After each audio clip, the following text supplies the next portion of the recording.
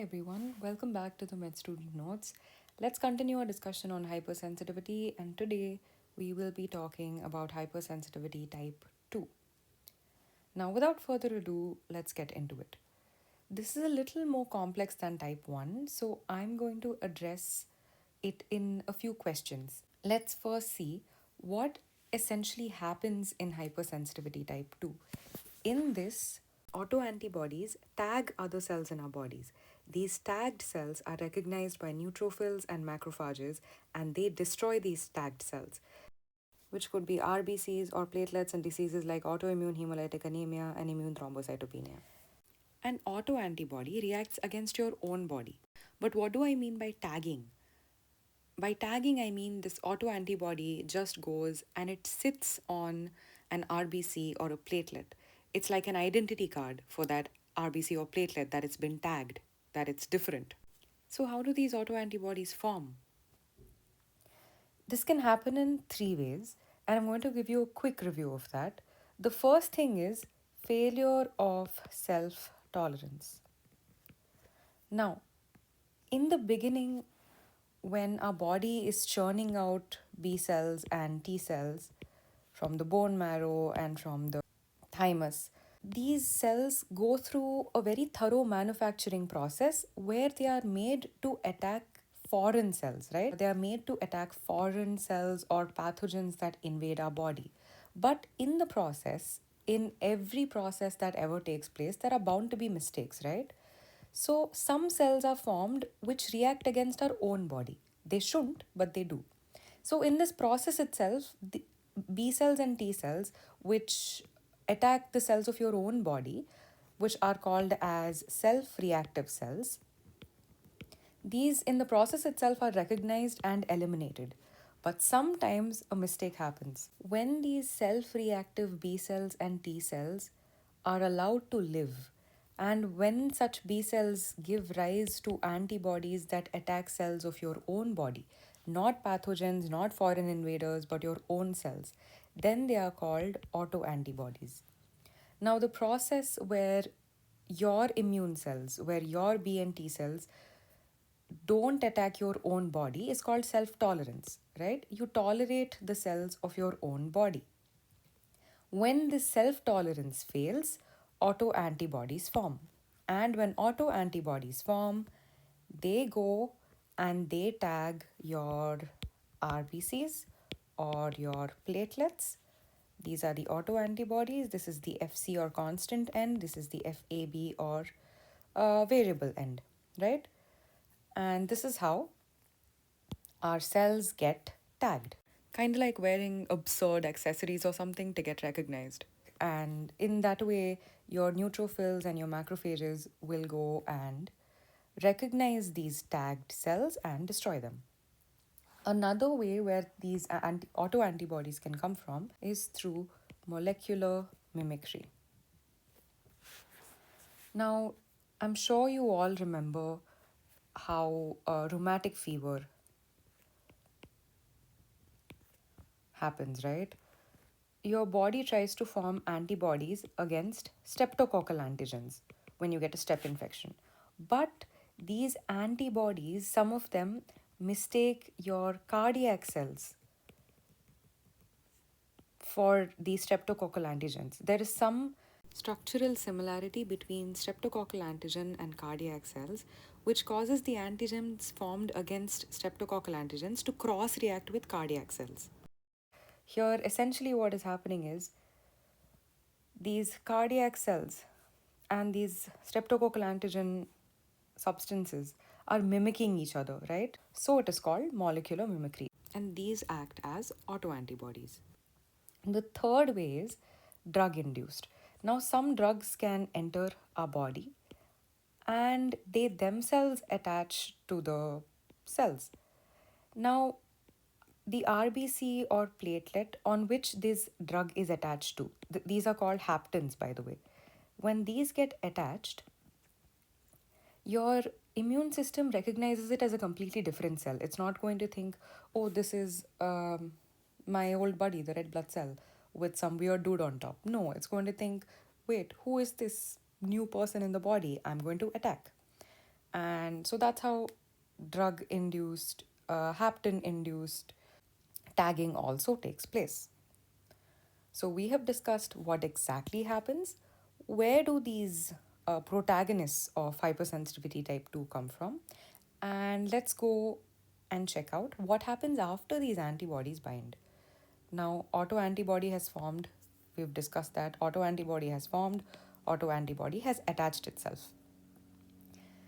Now, the first thing it can do is the Fc receptor of the autoantibodies can call in neutrophils and macrophages because neutrophils and macrophages have a receptor to the Fc end. These tagged cells are destroyed. The other way is this Fc end can also set off a complement reaction.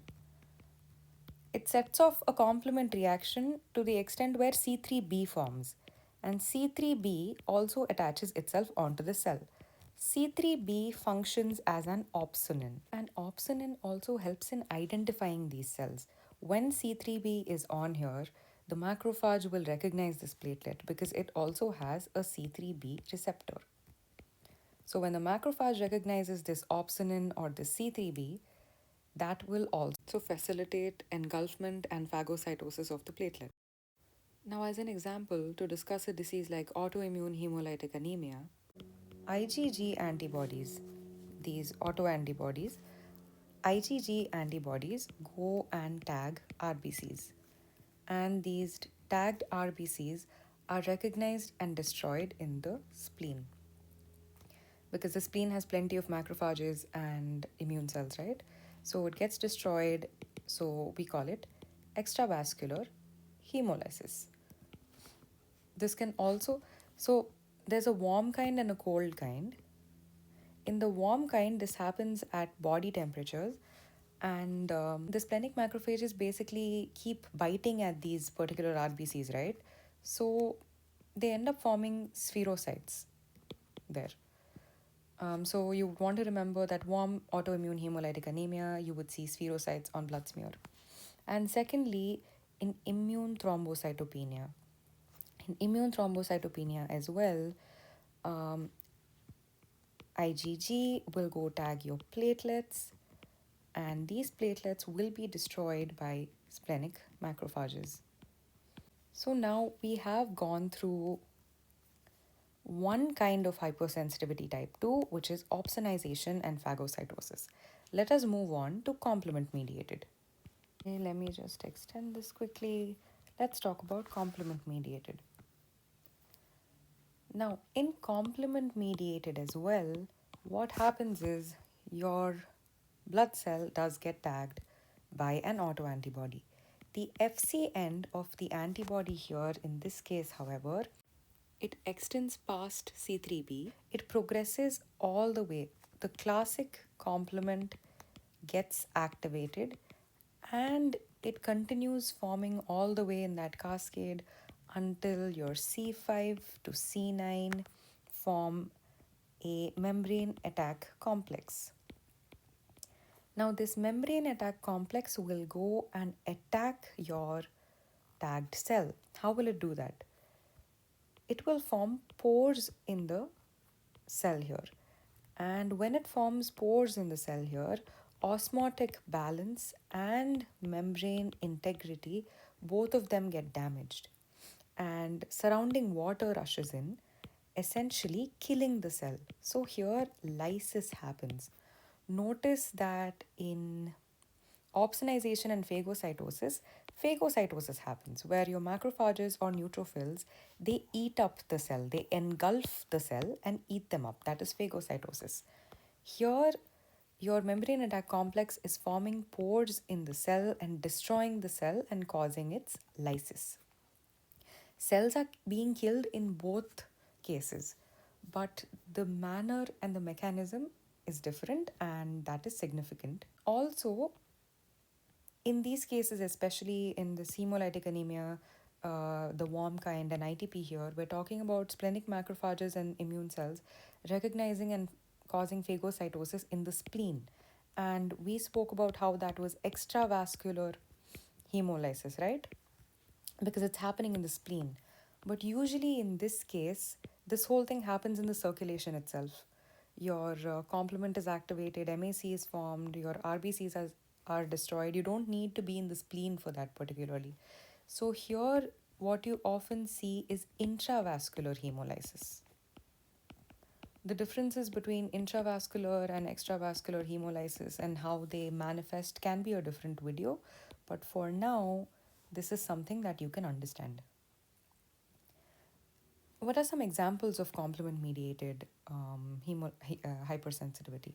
The first thing is blood transfusion. When you give the wrong blood to a person, when you give mismatched blood, the antibodies of the recipient attack the donor RBCs. They attack the donor RBCs and complement is activated and cell lysis happens. The other one is cold autoimmune hemolytic anemia. In warm AIHA, we saw that it was IgG that plays a prominent role. But in cold autoimmune hemolytic anemia, it is IgM that goes and tags your RBCs. And IgM is a very significant complement activator. So your IgM will again activate complement, and the same cycle happens. Another thing that we should make a note of is that in this case, of course, in the case of blood transfusion, we wouldn't exactly call them auto-antibodies, right? Because these are antibodies of the recipient, yes, but they're attacking donor RBCs directly, right? And that is activating the complement. Now we have finished speaking about complement mediated hypersensitivity type 2. Let's move on to antibody mediated cellular dysfunction. What happens in antibody mediated cellular dysfunction? In this, also auto-antibodies form. In the same way that we have discussed before, auto-antibodies forming and the way that they form is common across hypersensitivity type 2. So, yes, these auto-antibodies form, but in cellular dysfunction, you can make it out in the name itself that it is something that messes with the function itself. These auto-antibodies are usually not as violent where they are destroying the cells or they're having the cells being eaten up. No, they mess with the function of cells in our body. How do they do that? Let's talk about the example of myasthenia gravis. In myasthenia gravis, we know that auto-antibodies form. Let's see what exactly happens here. Now, I've got the nerve here, I've got the muscle. For neuromuscular transmission to happen and for the muscle to contract, a signal from the nerve has to be sent. There's a process here that ultimately leads to the formation of acetylcholine, right? And this acetylcholine is sent across the synapse, and the acetylcholine receptor in the muscle takes this up, and then it leads to the contraction of the muscle. Now, these particular auto-antibodies, these pesky little things, go and they attach their variable portion on the receptor here. So when they do that, in this case, the receptor is blocked, right? The receptor is blocked, your acetylcholine is being sent, but since the receptor is blocked because of this antibody, your contraction is not happening. And eventually, this can even promote the degradation of the receptor as well.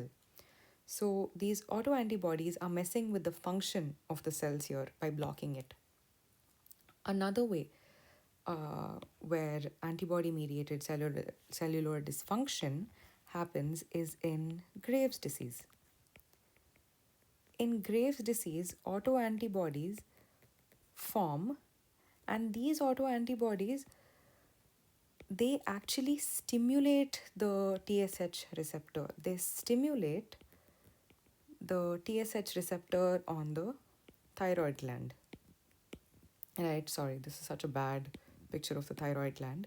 But so when these autoantibodies keep on stimulating the TSH receptor, more and more thyroid hormone is produced, and you see those hyperthyroid symptoms. Here, what are these antibodies doing? They're not destroying, they're not blocking, they're stimulating. But ultimately, they're messing with the function, causing dysfunction. So, this is on hypersensitivity type 2. We have discussed all three kinds. Now, to quickly review, in opsonization and phagocytosis, tagged cells are engulfed. In complement mediated, tagged cells undergo lysis. This is due to phagocytes and macrophages and neutrophils, and this is due to the complement, the classic complement pathway. And here, cellular dysfunction happens because of autoantibodies. And that was on hypersensitivity type 2. I will see you again to discuss type 3 and type 4. I really hope you enjoyed this video. I'm actually quite happy with the video myself because we approached immunology conceptually. So if it helped you, please let me know and see you again.